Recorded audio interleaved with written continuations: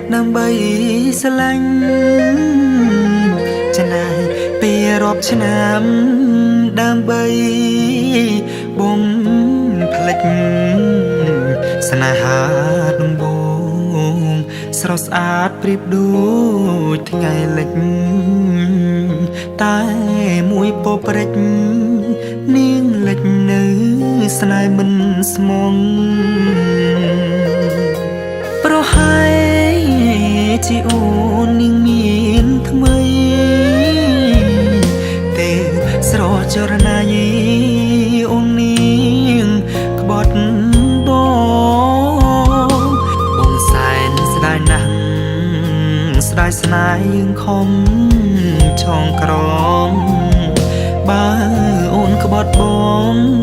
ឲ្យបងรู้ដើម្បីអី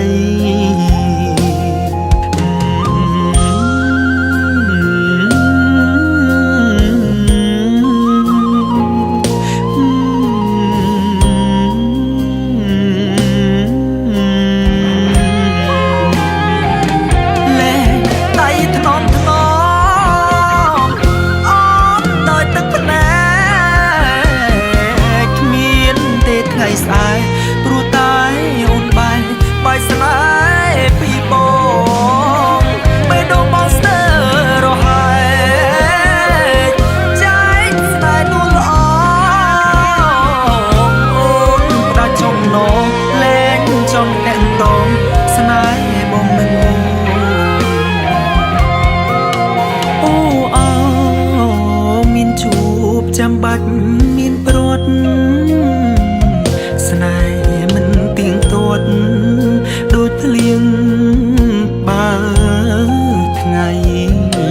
ស្រឡាញ់ស្ទើរលេបយ៉ាងណាក៏ត្រូវលែងដៃបើមានជាតិថ្មីគុំជួបស្នេហ៍បែបនេះទៀត